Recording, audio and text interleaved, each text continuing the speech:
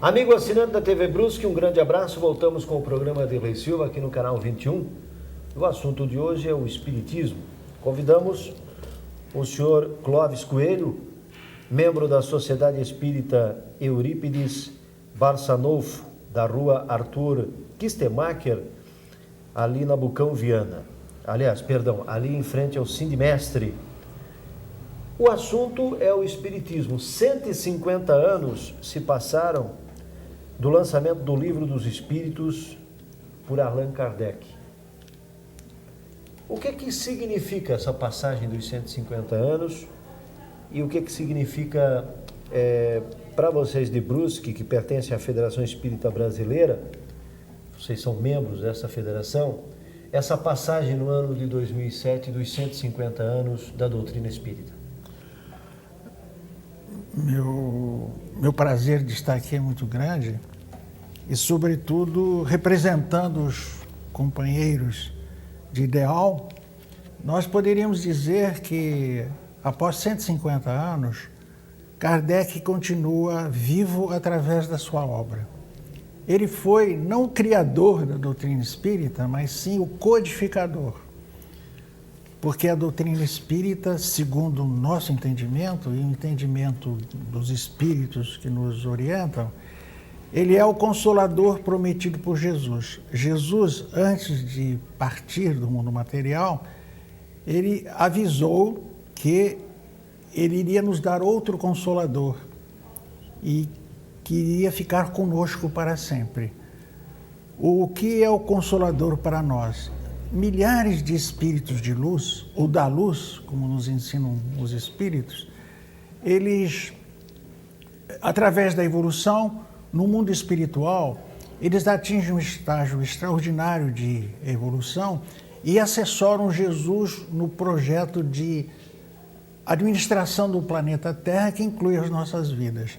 Então, através da mediunidade, nós recebemos e temos recebido ao longo dos milênios a influência, orientação e assistência desses espíritos. E Jesus, à sua época, nos ensinou aquilo que ele podia nos ensinar, exemplificou, mostrou que era possível fazer o que ele dizia, mas não havia tempo nem conhecimento por parte da humanidade para aprender tudo que ele poderia nos transmitir. Então, esses milhares de espíritos de luz, em nome de Jesus, continuam a obra de Jesus, nos ensinando a respeito da nossa natureza, da nossa origem, do nosso destino.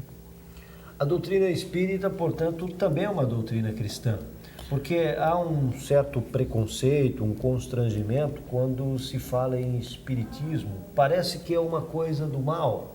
Não sei se o senhor e o seu grupo analisa desta forma, principalmente na nossa região. Não sei se por conta, talvez, de ser uma sociedade bastante conservadora do ponto de vista religioso, né? Mas vocês sentem isso, o constrangimento das pessoas quando falam em espiritismo, ou preconceito até? Na verdade, nós não nos preocupamos com o que as pessoas pensam a respeito da doutrina espírita, porque o dia a dia, as nossas preocupações de todos nós, elas são de tal natureza que nos indicam que o melhor caminho é procurar resolver os nossos problemas no cotidiano de nossas vidas com os instrumentos que a doutrina espírita nos dá.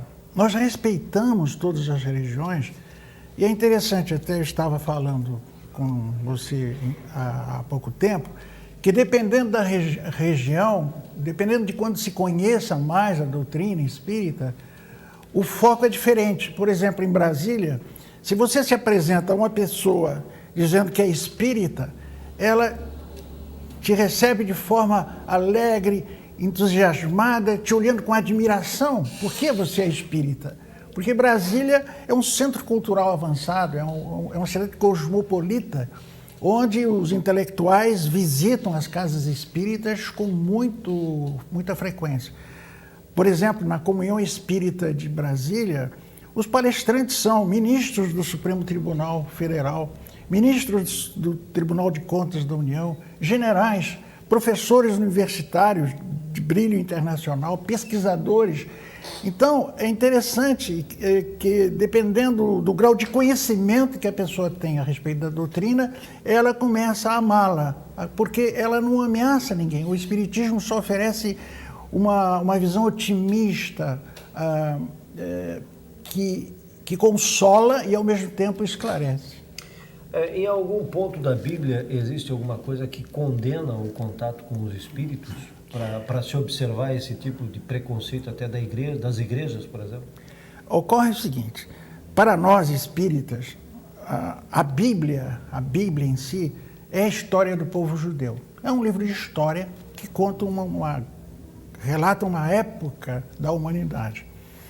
E ali, ao longo de toda a história, apesar de não ser para nós a parte essencial, porque lá nós temos Moisés, que semeou a luz pela primeira vez, a ideia de um Deus único, e através dos 10 mandamentos, nos trouxe a palavra de Deus no sentido de como nós deveríamos nos comportar em relação aos nossos semelhantes. Mas depois, para nós, o importante é Jesus e o seu Evangelho, que veio explicar de forma mais clara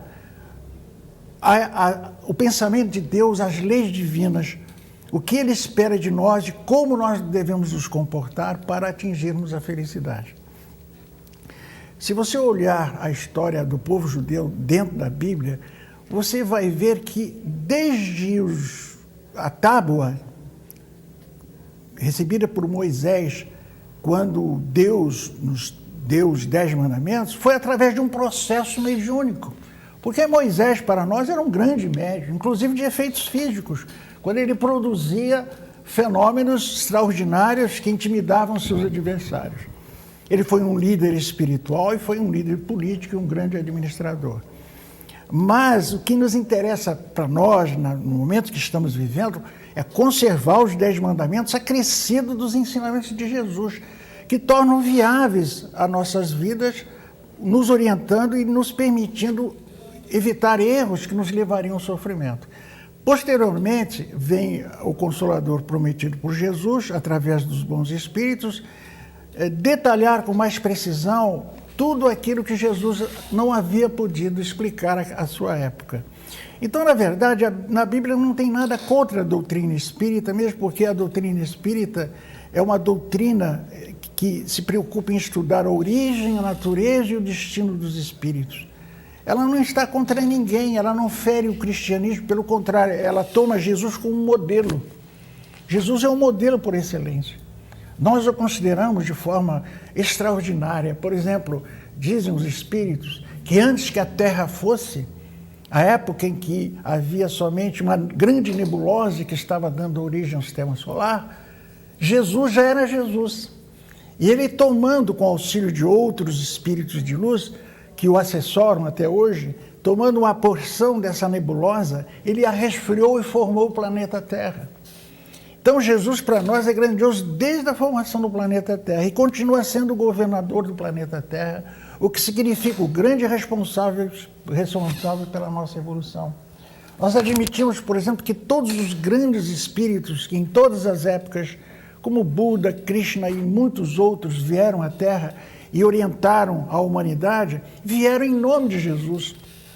Vieram como mensageiros de Jesus. Muitos deles fracassaram. Dizem os espíritos, por exemplo, que Maomé foi um mensageiro de Jesus, mas, movido por razões bem humanas, ele acabou criando uma religião própria. Eles contam, por exemplo, que Napoleão foi um emissário de Jesus que veio à Terra naquela época para unificar a França. No entretanto, movido pelas condições naturais do ser humano, ele acabou criando um império e falhou na missão que lhe tinha sido reservada por Jesus. Porque Jesus tem mensageiros não só no campo da religião, mas no campo da filosofia, das artes, no campo de toda a atividade humana, porque o grande projeto de Jesus é nos conduzir à perfeição.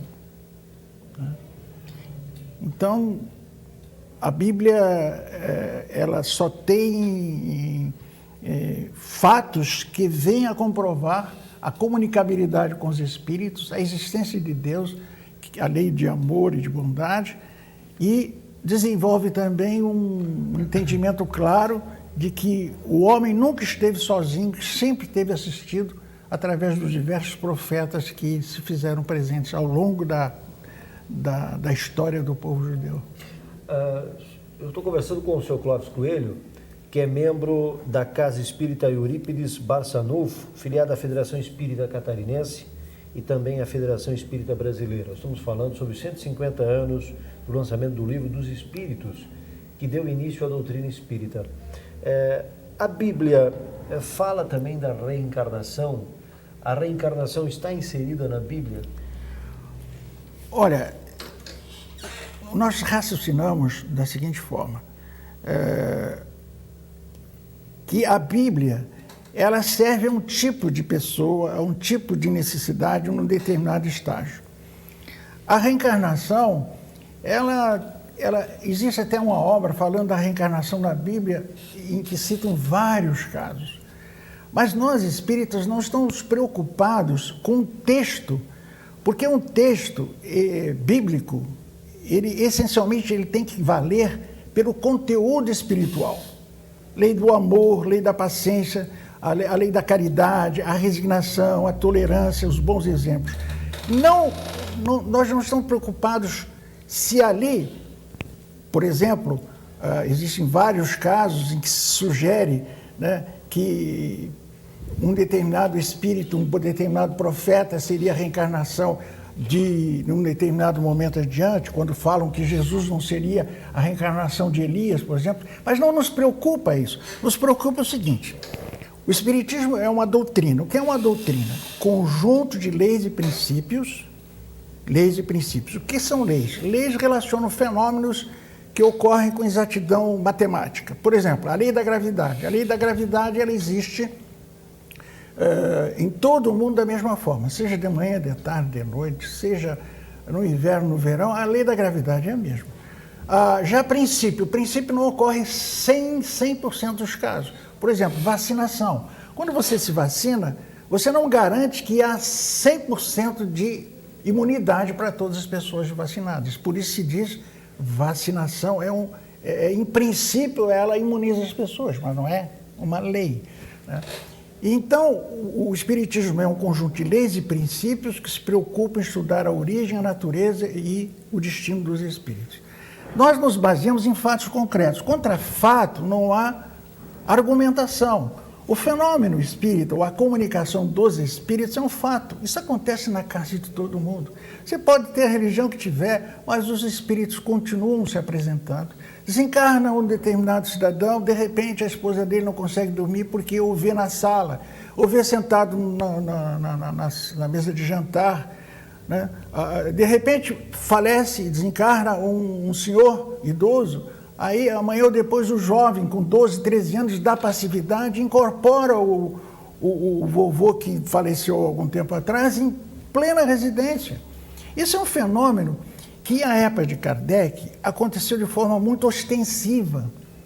E era tão ostensivo os fenômenos chamados de mediunidade ostensiva, que a sociedade francesa, por exemplo, encantada com esses fenômenos, passou a registrar nos jornais, em todos os meios de comunicação, como um fenômeno inusitado, interessante, que devia ser pesquisado.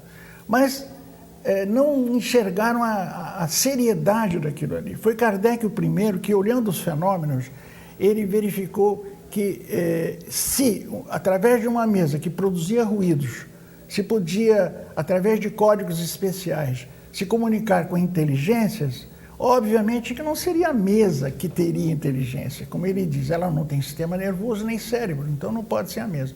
Tem que ser alguma inteligência que se manifesta através da mesa, né?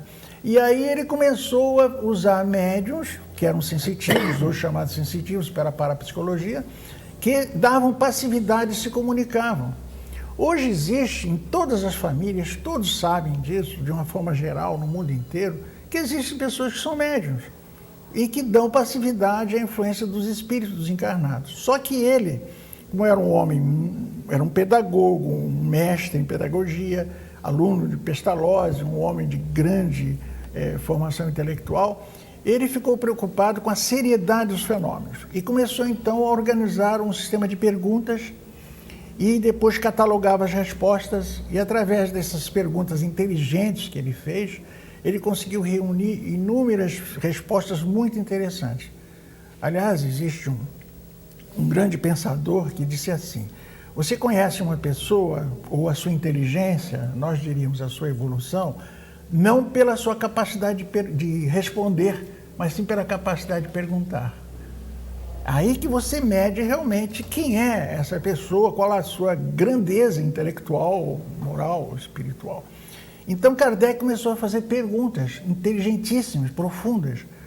E daí, em função das respostas, ele selecionava aquelas que eram coerentes, mais inteligentes, mais lógicas, não é? Por exemplo, ele perguntou o que é Deus.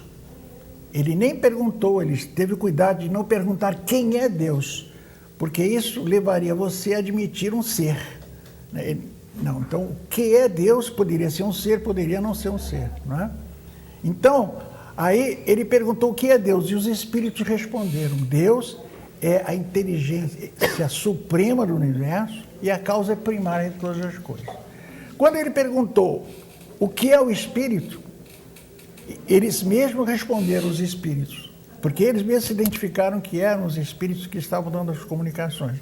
Eles responderam: o espírito é o princípio inteligente do universo. Então, aí ele foi selecionando as perguntas mais inteligentes, mais coerentes, aquelas que não feriam bom senso, aquelas que não feriam as verdades científicas conhecidas, e organizou o Livro dos Espíritos. Então, para nós, os espíritos, nós não estamos preocupados com a Bíblia. A Bíblia é um elemento que serviu à sua época e ao seu tempo, e dali nós tiramos essencialmente, os 10 mandamentos. Tá? Porque, embora ali tenha muitas comprovações, exaustivas comprovações da comunicabilidade, da existência do mundo espiritual, até por várias ocasiões, os espíritos se comunicam, avisam sob forma de anjos. O fenômeno mediúnico é citado todo o tempo na Bíblia, né? Agora, isso aí não nos preocupa hoje. Eu estou vivendo agora, no século XXI. Eu tenho problemas, eu tenho que solucioná-los. Afinal, eu, por exemplo, quando era bem jovem, menino, eu olhava as misérias humanas, olhava o sofrimento, a dor, a doença, as dificuldades econômicas. Por exemplo, uma criança nascendo cega, um jovem, de repente, sendo, naquela época, os acidentes de trânsito eram menores, mas existia o bonde na minha cidade. Às vezes uma pessoa era atropelada por um bonde e havia sofrimento para aquela pessoa, para a família. E eu queria saber o porquê do sofrimento gratuito, né? Porque se Deus era bom, era justo, aquilo ali tinha que ser justo. Deus não podia ser arbitrário, determinando que alguém nascesse cego, o outro com boa visão, um extremamente inteligente, outro com grande dificuldade na área do aprendizado. Em função disso, nós espíritas nos preocupamos com o hoje, com o agora, com aquilo que está acontecendo, né? E se baseia em ideias básicas: a ideia de Deus, o princípio da reencarnação, a lei de causa e efeito, né? E a comunicabilidade. A evolução está nesse contexto. Em síntese, é o seguinte: Deus nos criou, segundo os espíritos, simples e ignorantes, mas destinados à perfeição. Então, nós teremos tantas vidas quantas forem necessárias até atingirmos a perfeição. Jesus, para nós, é um espírito perfeito, o único que esteve sobre a face da terra até hoje, e que é o nosso mestre, nosso modelo.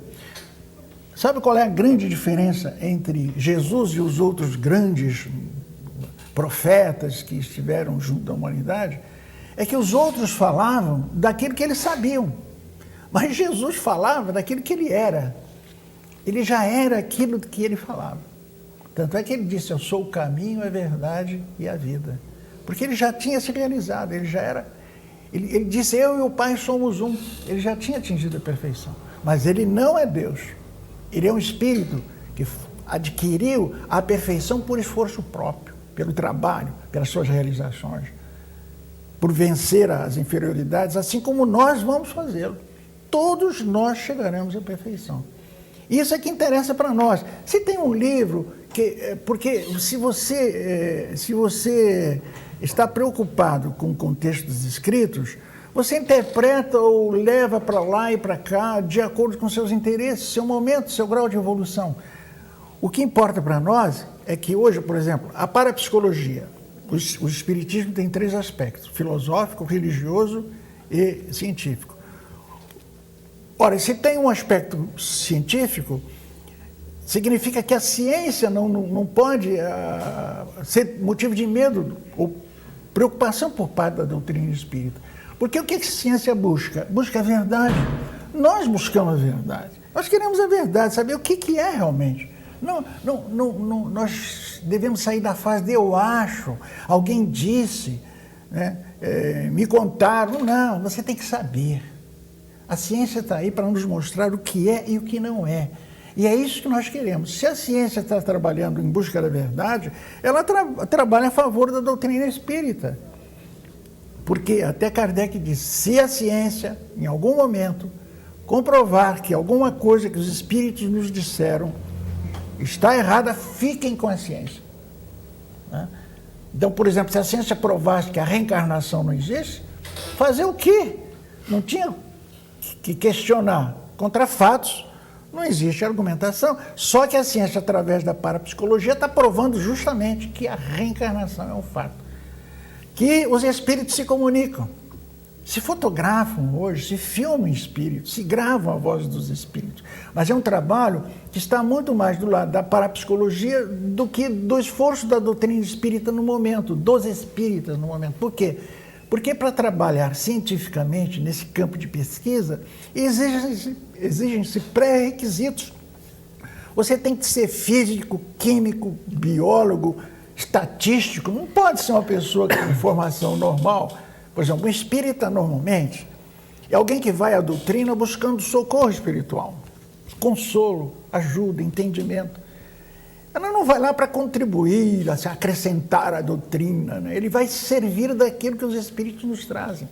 Ele compartilha, ele dá o que pode, mas ele, na verdade, ele é um doente da alma procurando socorro espiritual, como todos os homens são.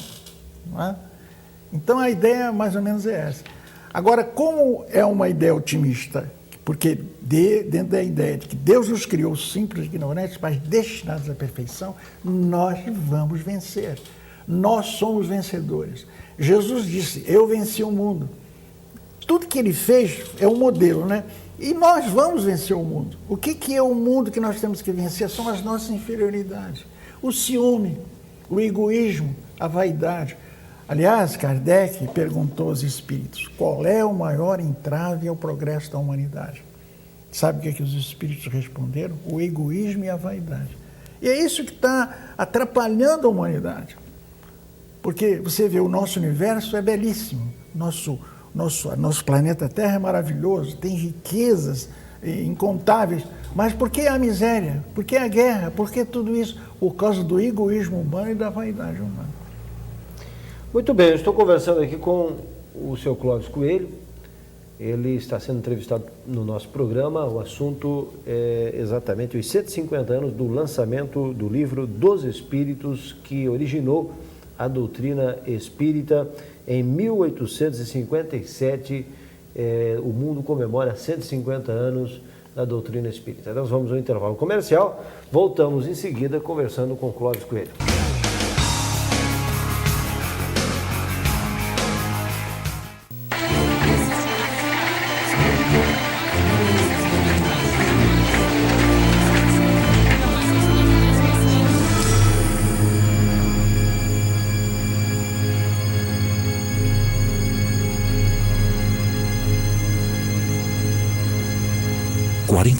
Das ligações para o SAMU são trotes. Ajude o SAMU a salvar vidas. Ligue apenas em caso de urgência. Governo de Santa Catarina.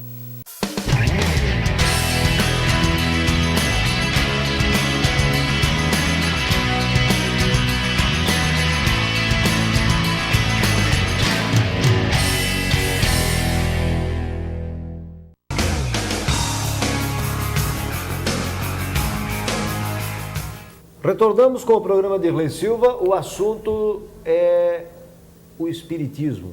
150 anos se passaram desde que Allan Kardec escreveu o Livro dos Espíritos. Allan Kardec não era médium, né? Não era médium no sentido de ser médium ostensivo, mas todos nós temos a mediunidade.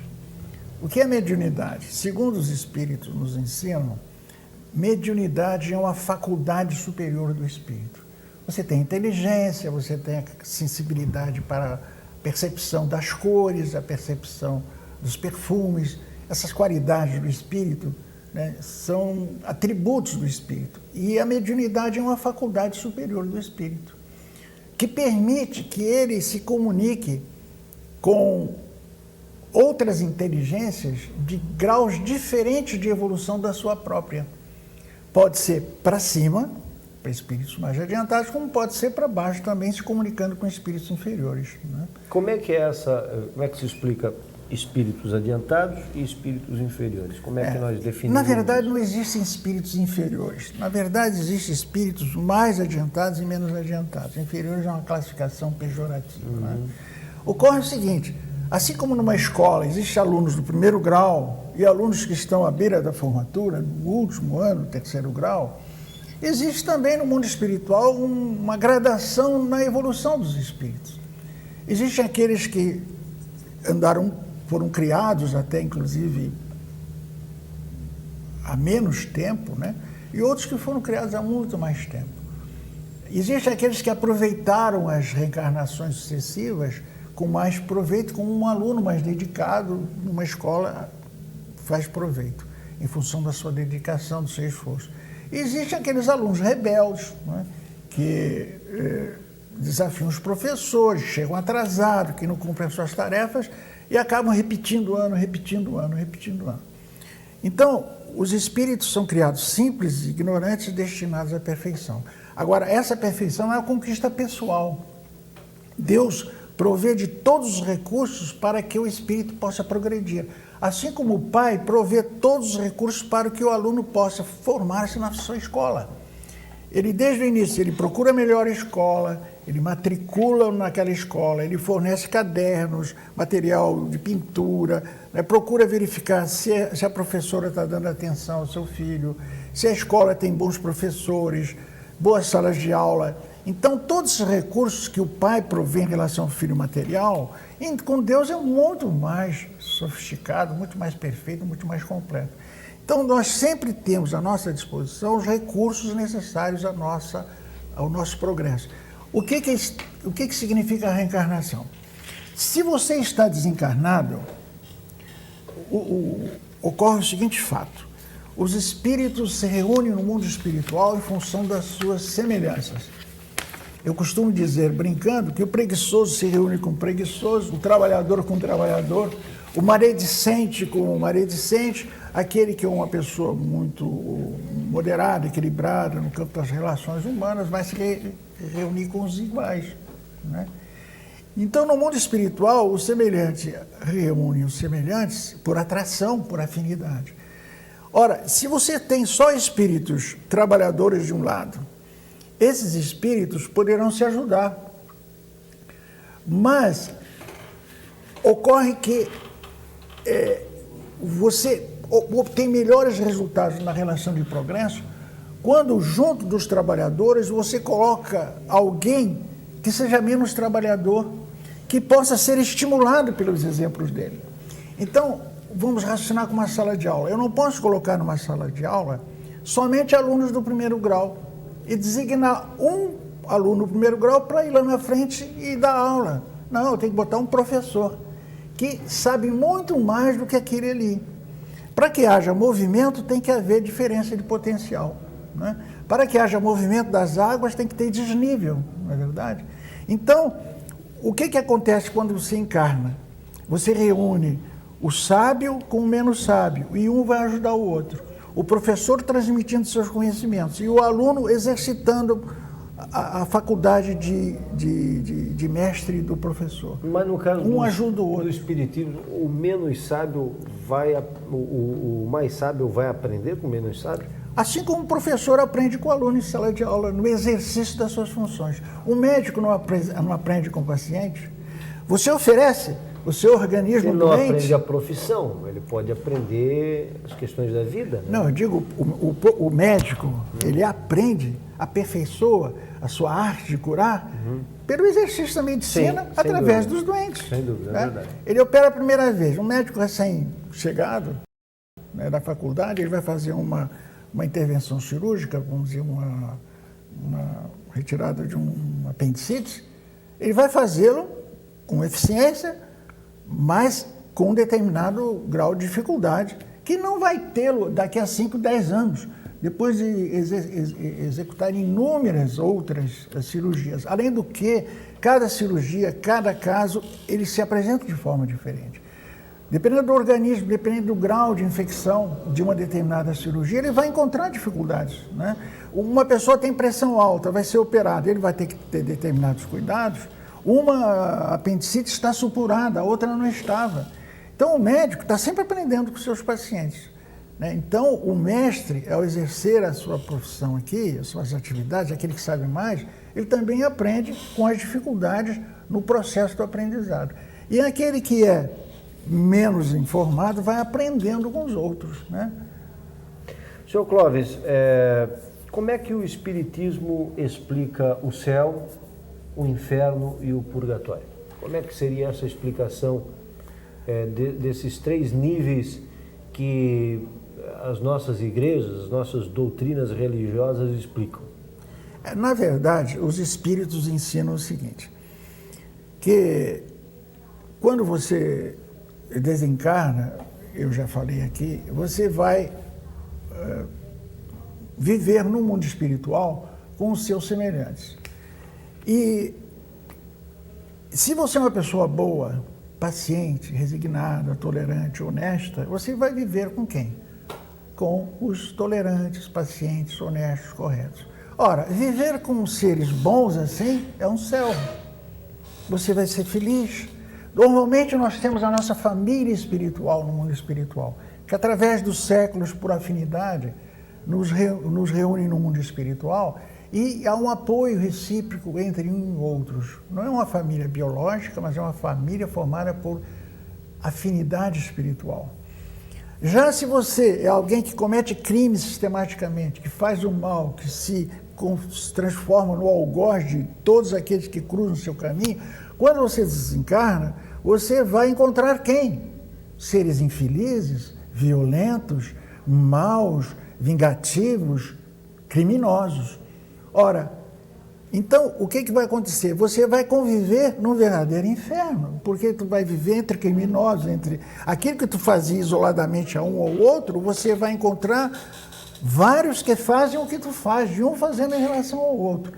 Dizem os espíritos que o fluido universal, que é a matriz de toda forma material, que é a primeira forma criada por Deus, que molda os universos até o universo físico que nós estamos, ele é influenciado no plano espiritual imediato pela nossa psique, pelo nosso estado de evolução.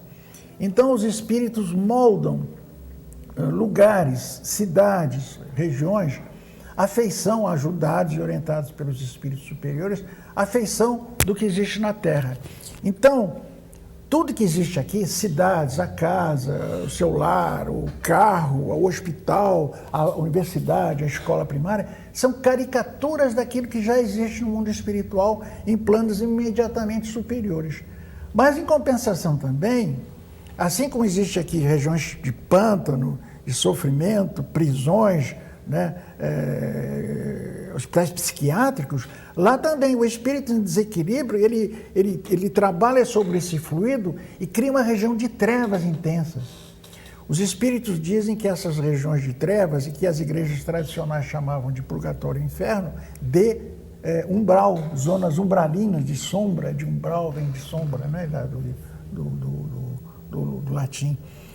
Mas a nossa ideia é que não existe inferno no sentido definitivo, existem zonas de sofrimento.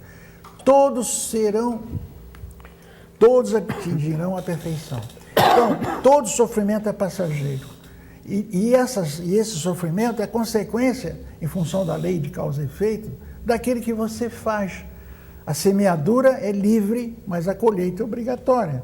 Se você planta arroz, você vai colher arroz. Se você planta um espinheiro, você vai colher um espinheiro. Então, de acordo com o que você faz, e sobretudo aos outros, você está fazendo também para si mesmo, você vai colher. Então, para o Espiritismo não existe céu no sentido de uma localidade, nem inferno no sentido definitivo, nem purgatório no sentido intermediário. Existem estados de evolução da alma que se refletem no ambiente que elas vivem. Você aqui pode estar aqui na Terra e viver no céu, e pode viver no verdadeiro inferno, né? Porque é muito mais espiritual. Inclusive, nas religiões tradicionais, existem muitos pensadores que pensam exatamente agora como nós estamos falando. Que o inferno e o céu não é realmente uma figura de expressão, que realmente não existe fisicamente ou quase que materialmente numa outra dimensão. Então, um espírito que encontra-se no umbral, nessa sombra, vamos falar nesse inferno, ele pode evoluir e passar para um estágio do céu, por exemplo? Porque o que ocorre? Qual é o tempo que se conta no Espiritismo? Depende do esforço de cada um. Tá? Na verdade, você tem um livre-arbítrio.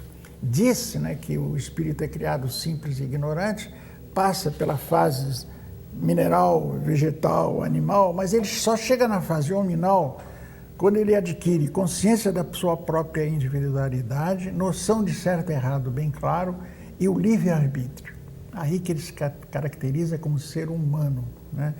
E de posse do livre-arbítrio, que é um patrimônio da sua individualidade, porque se for rompido o livre-arbítrio, ele perde a individualidade, perde a responsabilidade dos seus atos, né? Ele passa a ser o administrador do seu próprio processo evolutivo, com a cooperação de todo o universo. Nós costumamos dizer que o único que pode nos prejudicar, o único que pode fazer mal a nós, somos nós mesmos.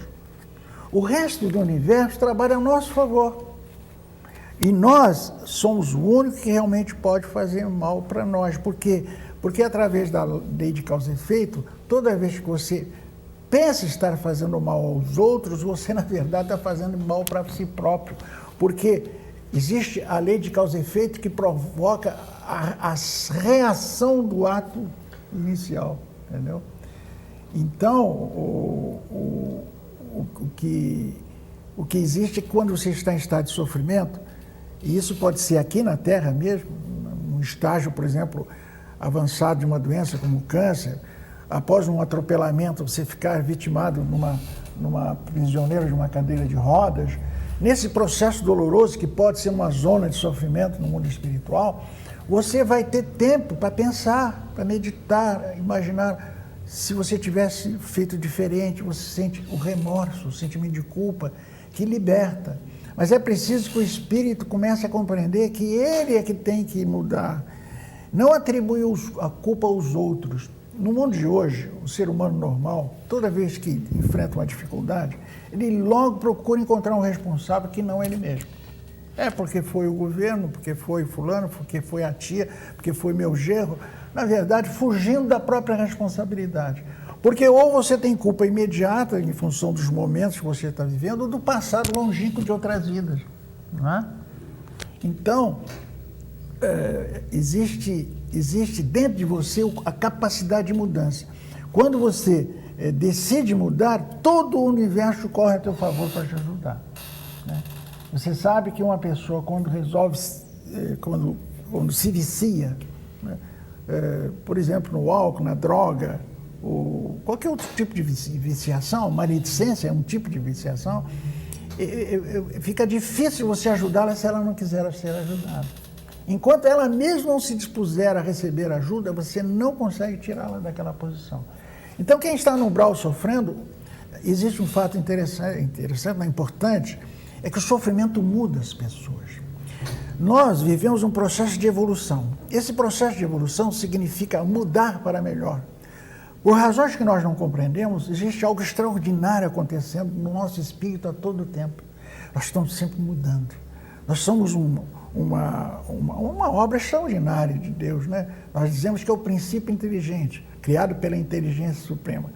Então, nós estamos sempre mudando.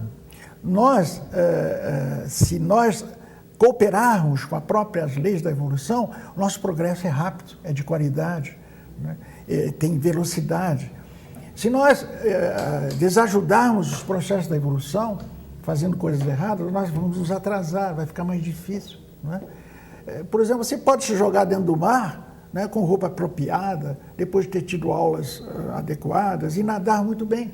E pode colocar uma roupa pesada, cheia de chumbo, encher os bolsos de chumbo, de pedra, e mergulhar no mar, você vai se dar mal, né? Então você tem que se ajudar para ser ajudado. E esse processo é um processo em que é irresistível. Você não tem como parar a evolução. E se tu tenta parar a evolução, a dor vem e te fere fundo. A dor, sobretudo a dor moral.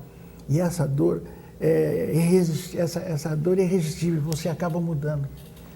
Você vê que os criminosos mais empedernidos, cometeram os piores crimes, há um momento em que eles, em frente à mãe, em frente ao pai, eles caem em pranto, eles se arrependem, porque eles têm a mesma natureza divina de todos nós, só que optaram pelo erro, pela rebeldia, pela revolta, e aí se afastaram das leis divinas, e vem o sofrimento em socorro deles para levá-los ao bom caminho. Um criminoso, na realidade, na visão espírita, ele não é fruto da sociedade, ele é fruto de uma vida passada, vem ali para... Tem a ver com karma, isso? Olha, veja só, criminoso, diz o Chico Xavier, perguntado o que é um criminoso, o Chico disse assim, criminosos somos todos nós quando apanhados, né? Dizem os espíritos que num planeta de provas e expiações, como é o caso da Terra, reencarnam sobretudo aqui espíritos rebeldes, preguiçosos e criminosos. O que é um criminoso? Aquele que comete uma falta grave contra a lei de Deus, como matar, né? Mas também desejar a mulher do próximo, o carro do próximo, a casa do próximo, isso é crime também, né? Na mesma proporção? Não é, porque todos os crimes têm atenuantes e têm agravantes, né? E Deus é misericordioso, Ele não fez as leis para nos fazer sofrer, Ele fez as leis para que a gente pudesse não sofrer, sermos felizes, balizando o caminho do bem, né? Então, voltando ao que você estava falando, sobre o karma, é isso? O karma, o criminoso, na verdade, quando as pessoas que reencarnam na Terra e são ou criminosos, rebeldes e preguiçosos, e se sobrepõe nela, por exemplo, essa indiferente às coisas serem certas ou não, que cometem crimes, desde tirar a vida de uma pessoa, num caso grave, até o furto, o roubo, e não só pequeno, como também organizado, o crime organizado que a gente ouve falar, até uma autoridade pública, um homem culto, bem formado, de repente se transforma num criminoso. Então, por quê? O ser humano tem o livre-arbítrio e tem a opção do bem e do mal. Isso é uma escolha dele. Ninguém é impelido ao mal. Ninguém é obrigado a fazer o mal. Isso é sempre uma opção. Só que o mal vicia. Existe a viciação de caráter. Como você vicia-se no álcool, você se vicia na maledicência, no roubar, no prejudicar os outros, né? São formas de você fazer o mal, que acaba viciando, cria tendências, maus hábitos, que você, para poder bem resolver na sua alma, você precisa fazer o bem. Por isso que o Espiritismo, ele repete o que os Espíritos dizem, né? A doutrina dos Espíritos, eles dizem assim, fora da caridade não há salvação. Eles não dizem fora do Espiritismo não há salvação, é fora da caridade. Porque o Espiritismo, ele te oferece um caminho para você seguir. Mas, essencialmente, é o Evangelho, é a caridade, é fazer aos outros aquilo que você gostaria que te fizesse. mesmo sem amá-los ainda, mesmo sem ter conseguido amar ainda, você fazer. Porque quando você faz para um filho é fácil, você adora aquele menino, aquela menina, né, que você criou, você ama aquela criatura, então é fácil você fazer o bem para ela. Agora, caridade significa, você não faz caridade quando ao amar seu filho e lhe dá um presente, não faz caridade. Mas se você faz para um pobrezinho que você não conhece, você faz caridade. Por quê? Porque você se comoveu com o sofrimento dele, com a pobreza dele, que ele vai chegar o Natal, não vai ter nada em casa para comemorar. Então você, embora não o ame como ame seu filho, você não consegue ainda, não conseguiu, mas você age como se amasse. E aí você muda, porque ao fazer o bem você muda, é o processo da evolução. Quando você coopera com as leis divinas, você muda, você faz o bem, você muda. Você a cada segundo é diferente, sempre. Você nunca regride, jamais regredirá, mas você pode estacionar. Só que quando você estaciona, vem a dor e te cutuca. Por exemplo, se você ficar parado muito tempo, dói as costas, as pernas ficam dormentes, né? Fica enjoado, né? Por quê? Porque você tem que se mexer. A lei é da evolução, é do progresso, é da ação, né? E Deus não deixa por menos na lei dele, né? Ou você se mexe, ou você vai ter problemas, né? Por isso que a água estagnada se transforma em água podre, tem que estar em movimento. Estou conversando com Clóvis Coelho, espírita, e ele está falando aqui sobre essa doutrina. 150 anos se passaram desde que Allan Kardec escreveu o livro dos Espíritos. Nós vamos ao último intervalo comercial e voltamos também com o último bloco aqui do programa Derlei Silva no canal 21. Aguardem, amigo assinante, já voltamos.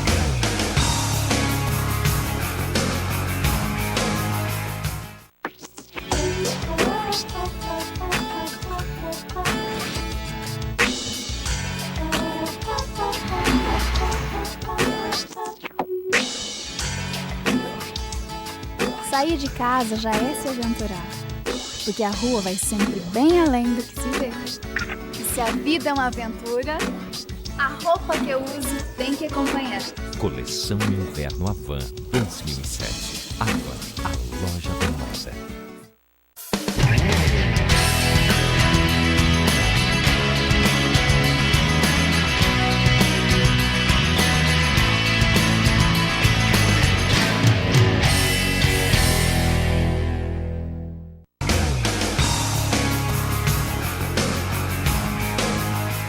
Eu sou Derlei Silva e você está acompanhando o programa Derlei Silva pelo canal 21 da TV Brusque. Estou aqui com Clóvis Coelho, esse senhor que faz parte da Casa Espírita Eurípides Barçanufo, filiada à Federação Espírita Catarinense e à Federação Espírita Brasileira. 150 anos do lançamento do livro dos Espíritos, por Allan Kardec. O espiritismo é algo muito novo na sociedade humana, né? 150 anos é pouco tempo, na verdade. Muito pouco. O que se evoluiu em relação a 150 anos atrás, a doutrina espírita? Dizem os espíritos que o planeta Terra é um planeta muito atrasado. É um planeta de provas e expiações, como eu disse, que reúne espíritos rebeldes, preguiçosos e criminosos. Considerando aquelas leis, a lei da reencarnação, a lei de causa e efeito, então o que está acontecendo com o planeta Terra é que nesses 2000 anos, quando Jesus veio à Terra, e é preciso que se diga aqui, por que ele veio? Ora, Jesus é o administrador, o governador do planeta Terra, e ao longo dos milênios ele formou a Terra, deu oportunidade para que a humanidade evoluísse, mandou inúmeros mensageiros que ensinaram ao homem tudo que era importante para que ele pudesse moralmente crescer. Só que esses mensageiros falavam, como eu disse, do que sabia e não exatamente o que era aquilo que eles eram. Então eles, como eram humanos, traziam as suas imperfeições, mudavam um pouco, né, num processo quase que de alteração involuntária em função das suas naturezas, os ensinamentos de Jesus.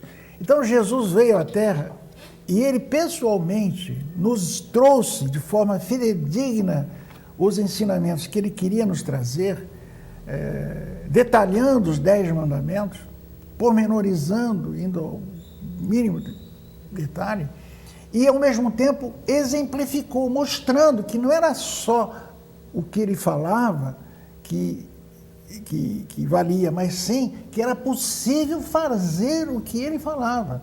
Porque ele falava e dava exemplo, ele falava e exemplificava imediatamente.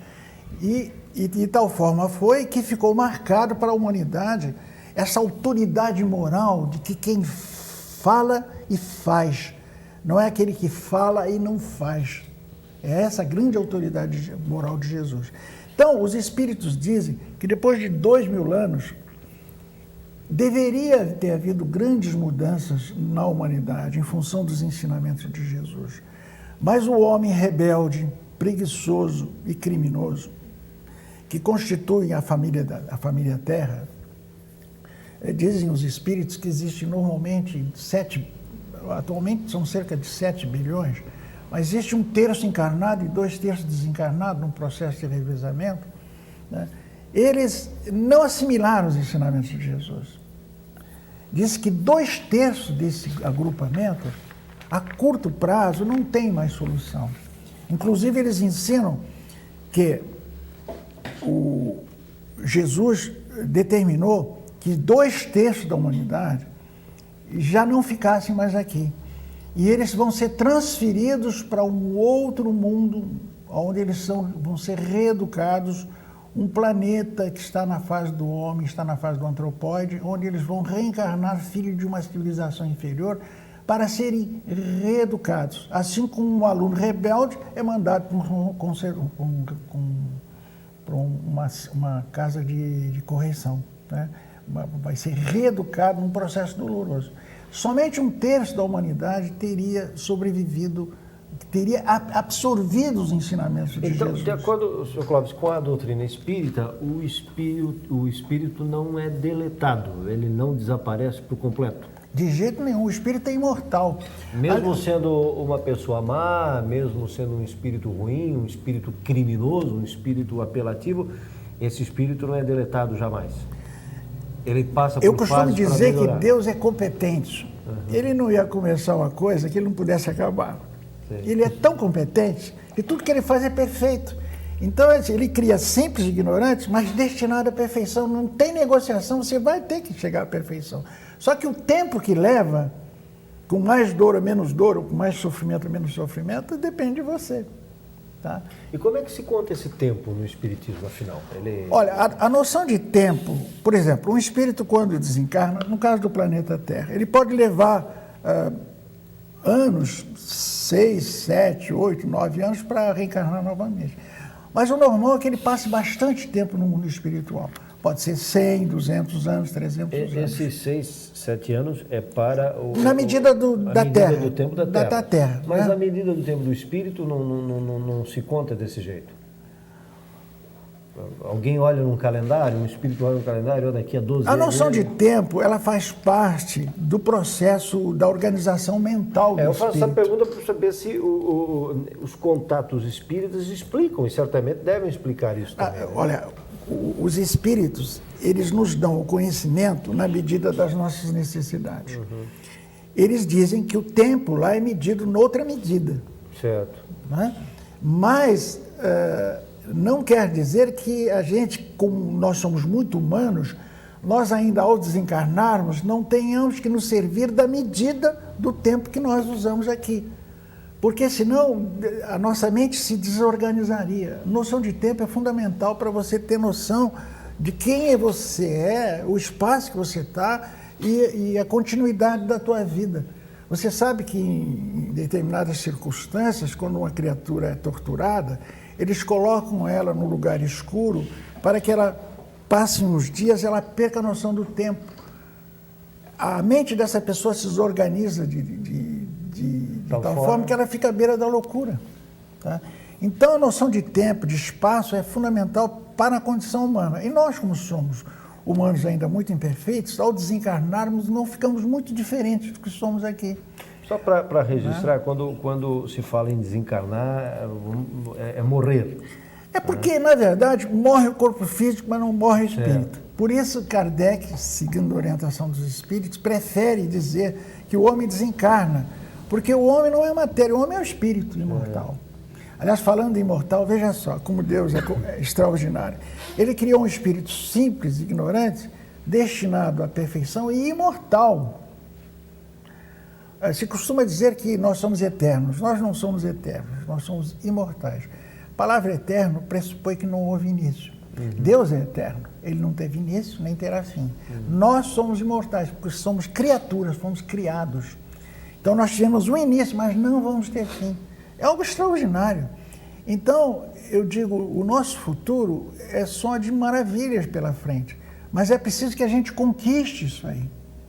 Né? A gente conquiste. Porque não é dar de mão beijada. Você não coloca o aluno, o teu filho, na escola, chama o professor de lado e diz assim para ele: olha, mesmo que ele não aprenda, não saiba, a escola passe-lhe de ano. Você não vai dizer isso para o teu filho, vai? É, lógico que não. Para o professor do teu filho, você não vai dizer. Você vai dizer assim, ó, aperta para que ele aprenda bem, não dá colher de chá, não passa a mão na cabeça. Vamos dizer que você seja o vice-prefeito, né? Você até, olha, ele é meu filho, mas cuidado, eu quero que ele aprenda igual aos outros. Porque o que você quer? Que ele tenha o conhecimento. Porque o conhecimento, Jesus disse, conhecereis a verdade vos libertará. Ele não falava só de verdade religiosa, não, ele falava de toda a verdade. Quando o homem conhece, ele se liberta. Por exemplo, hoje o homem está indo, foi à Lua, está pretendendo ir até em planetas que estão a milhares de anos-luz daqui, pelo conhecimento. Sr. Clóvis, o que é uma reunião mediúnica e uma sessão espírita? Qual a diferença? Olha, se no linguajar normal, no passado, se falava em sessão espírita, querendo falar do mesmo fato, que é a reunião mediúnica. Né? No sentido de que é um momento que os médiuns se reúnem, né? Dirigidos por um mais experiente no trato da administração do fenômeno, e se põem à disposição do mundo espiritual para receberem orientação e assistência. Então, Kardec conseguiu todas as informações maravilhosas que ele teve, consolidou nas obras, não só no Livro dos Espíritos, como no Livro dos Médiuns, como nas obras póstumas, no Céu e Inferno. Né? Ele consolidou através do trabalho mediúnico, quer dizer, ele perguntava aos espíritos, invocava os espíritos, na época se usava esse termo, e os espíritos então respondiam as perguntas, respondendo às perguntas dele, e dava subsídios para escrever os livros que ele escreveu. Hoje, nós recentemente tivemos o caso extraordinário de Chico Xavier, que médium, desde novinho, ele produziu uma obra portentosa, de quase 500 livros psicografados. Tem a série André Luiz, tem uma outra série de livros de romances espíritas, de Emmanuel, por exemplo, páginas, enfim, uma quantidade imensa de livros que orientam, esclarecem e consolam. Não é? Porque quando o Espiritismo diz que nós temos inúmeras vidas, que o sofrimento daqui não é em vão, ele está nos consolando. Por exemplo, vamos dizer que seja jovem, você bata com a sua caminhoneta, com a sua moto e fique paraplégico. O desespero é muito grande. A sua vida acabou ali, não tem mais solução, vou ter que ficar mais 30, 40, 50 anos preso nessa cadeira. E eu planejava ser engenheiro, planejava ser jogador de futebol, eu planejava casar, ter filhos. Mas a doutrina vem e te explica. Bem, o problema é o seguinte, essa prova que você passou, você mesmo escolheu. Provavelmente no passado você cometeu muitos crimes e esse tipo de liberdade que ia lhe dar a ausência da cadeira de rodas ia te levar a muitos outros delitos que iam agravar a sua situação espiritual. Eu vou contar uma história interessante que aconteceu com um casal de São Paulo. Eles tiveram um menino, né? E esse menino, eles eram de classe média alta, tinham muitos recursos, uma família que tinha tudo para ser muito feliz. Esse menino demonstrou ser uma criança normal, até uma certa idade, 7, 8 anos. De repente, começou a ter problemas circulatórios nas duas pernas. Consultados os melhores médicos, eles chegaram à conclusão que não tinha cura. Eles não sabiam explicar por quê. O fato é que havia problemas circulatórios e que, se não fosse tratado com amputação, as pernas iam necrosar e ele ia morrer. Então, aos 8 anos de idade, o diagnóstico dos médicos para os pais é que tinham que amputar as pernas. Eles, desesperados, foram falar com o Chico, lá em Uberaba, e perguntaram ao Chico por que daquilo. O Chico não sabia tudo, o Chico se informou no mundo espiritual, pediu ajuda. Depois veio uma mensagem dizendo o seguinte, que essa criança, ela tinha sido um espírito que durante muitas reencarnações sucessivas, sempre que chegava à idade de 18, 19 anos, ele praticava o suicídio, fugindo das provas e expiações que ele tinha pela frente, que ele tinha intuição que tinha que passar, das dificuldades. Uma vez, 2 vezes, e sempre depois reencarnando e fracassando pelo suicídio, deixando a vida. Chegou agora nessa vida, eles fizeram um estudo, um acordo com o espírito, dizendo que ele viria mais uma vez, mas ele tinha que evitar o suicídio por todas as formas, senão eles iam ter que intervir, e aí dolorosamente, sem dizer exatamente como, né? Aí o Chico disse, infelizmente ele vai ter que amputar as pernas. Por quê? Porque o que aconteceu? Ele, quando chegou aos 7, 8 anos, começou a ter consciência dele, 8, 9 anos, que quando aconteceu o problema, ele começou, né, e uma coisa que eu não cheguei a falar, é que ele era cego. Veja só, ele veio cego para evitar de se matar. Só que quando ele chegou aos 8, 9 anos, ele começou a imaginar que levassem ele para um lugar bem alto, que ele, tendo a certeza de que estava num lugar bem alto, ele pretendia se matar, se jogar. Tá? E aí o Chico só não tem solução, que se deixar ele com as pernas, amanhã ou depois ele vai chegar num lugar alto e vai se jogar.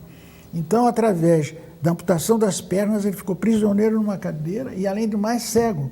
Quer dizer, com todas as limitações possíveis para que ele evitasse novamente o suicídio e vivesse uma vida com sofrimento, etc., para poder mudar o espírito dele. Porque o sofrimento tem uma qualidade excepcional, que ela muda a gente para melhor. O sofrimento muda. Se você sofre hoje uma dor moral muito intensa, amanhã você não é mais a mesma pessoa. Segundos depois você já não é a mesma. Tá? Tanto é que quando nós sofremos um determinado constrangimento de toda ordem, até uma cirurgia, um problema desse, nós no dia seguinte olhamos as outras pessoas já com mais carinho, com compreensão, com atenção. Né? Isso é que nem comprar carro, né? Quando você compra um carro, você só olha na estrada e vê aquele carro. Talvez antes você nem percebesse a existência dele.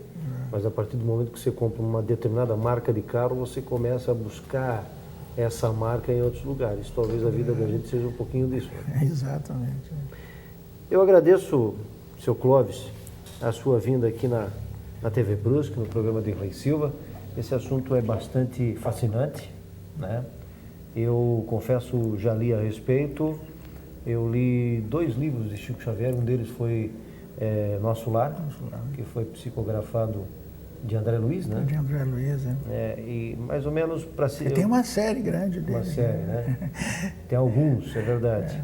Eu li o Nosso Lar e não lembro outro que eu também li, mas o Nosso Lar foi o que marcou muito, porque ele me deu assim uma noção de como as coisas acontecem logo após a morte. Exatamente. Né? Muito bonito o livro, eu até recomendo às pessoas a buscarem essa leitura, até para tomar conhecimento dessa doutrina tão bonita, tão maravilhosa que é a doutrina espírita. Nós temos às terças-feiras, às 8 horas, reunião pública doutrinária.